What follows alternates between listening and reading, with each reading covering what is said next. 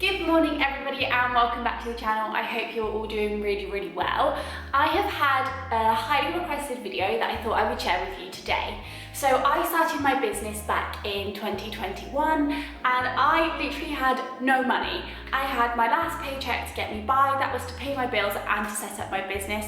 So I want to share with you guys how I set up my business on a budget. So I'm going to start with your education. It isn't essential that you have a certificate to be a groomer, but I would highly recommend. Grooming is very challenging and a very demanding job. I would highly recommend you get your qualification before you do go out alone and you try and get some experience in a salon so you can experience different breeds.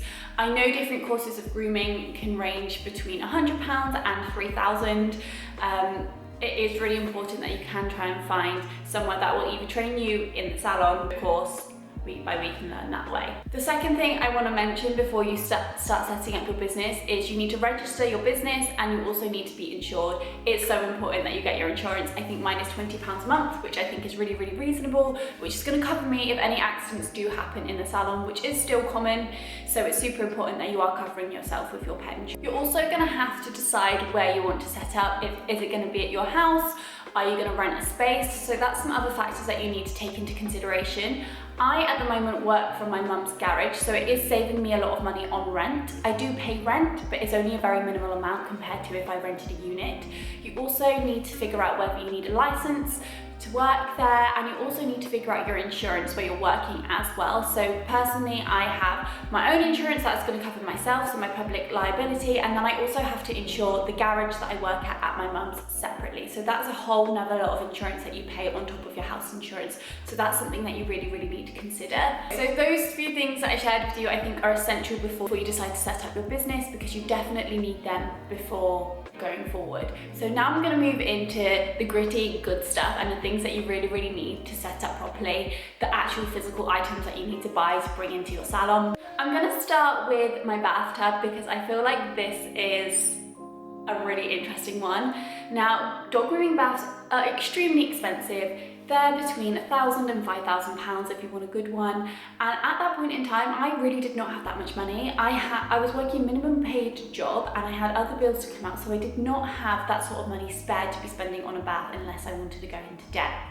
Now, personally for me, I'm trying to save for my first house, so I didn't want to take out a business loan, which is also another option if you do have that flexibility. But I didn't want to take out a loan because I had other things I wanted to plan for in my future. So I had to get thinking. Luckily, my dad is like one of these guys that can kind of create anything. So I got asking him some questions and he helped me come up with a plan. What he did was actually made my bath for me. It's made out of wood and then we tiled it with end-of-the-line tiles that we found in B&Q. I think they're about £12 and we got absolutely tons. Some of them were cracked, but it was ideal and on a budget. He made me a timber frame for the bath and then he tiled it all. We made sure that it was strong enough to hold my dad, who is super heavy, so we knew that it wasn't going to break with any of the dogs standing in it. And we used black grout just to prevent any staining in the bath, obviously when the dogs get in and out. We made a little plug hole, and because I'm working from my mum's house, my mum didn't want me to do any sort of construction in the garage. She wanted me to only add things that I could remove. So when I left, there would be no trace of me working there. So she didn't really want me digging up the garden, making drainage either. So I really had to get thinking on how I was going to use drainage. And the most simple thing we've done is we've literally cut a hole in the bath and I just use a truck underneath, which I empty after each dog.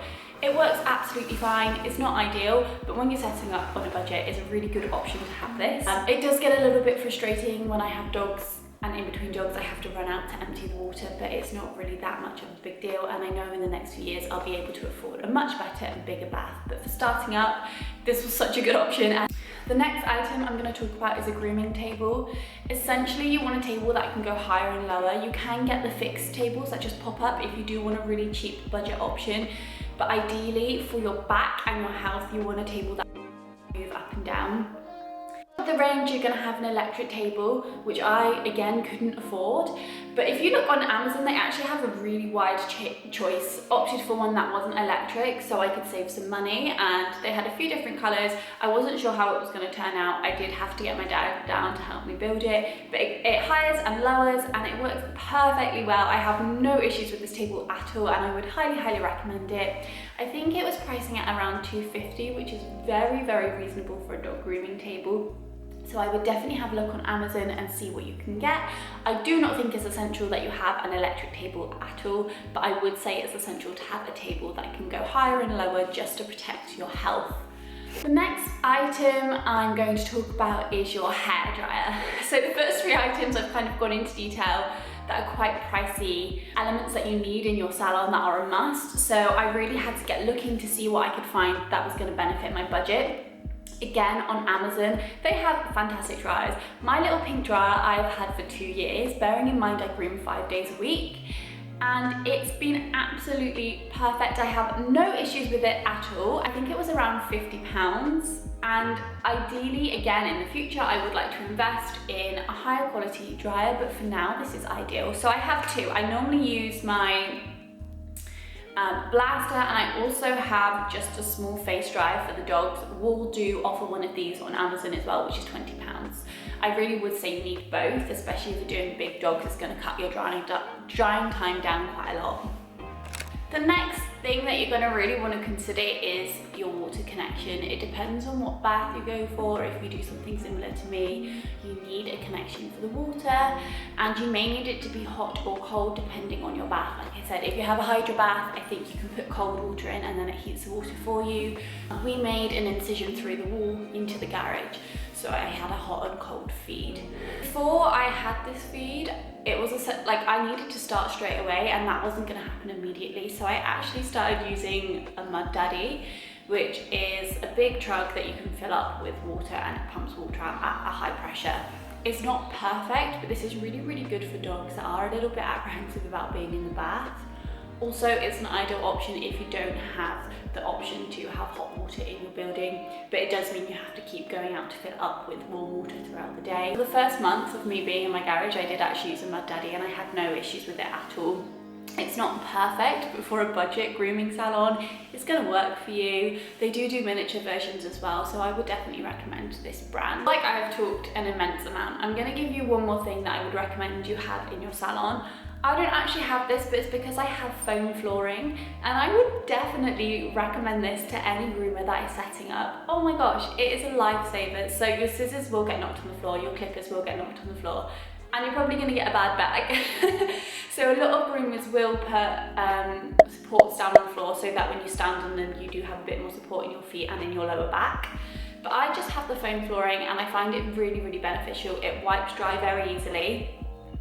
Also, the amount of times my scissors have been kicked off and they've actually been absolutely fine because they've landed on the foam flooring and it hasn't jarred them. So I really feel like that's saving me a lot of money because I'm not having to get my scissors constantly adjusted to go back into place. So the foam flooring is ideal, and I would definitely recommend, and I think this is a cheaper version than doing up the floor, and you can always take it up if you don't like it. I'm not too sure how long this video is going to be, but I hope it has been useful. Obviously, there is so many more things that you will need in your salon, but for starters, I think these are really good items that you can invest in just to get going and to get set up, and then as you move on, obviously you can purchase a few more. If you have liked this video, please subscribe to my channel, as I love connecting with you guys. And if you would like to see another video of what's in my grooming box and what I use on a daily basis, what brands I use, give a like and I will film another video on that one as well for you. Thank you so much, and I will see you guys soon.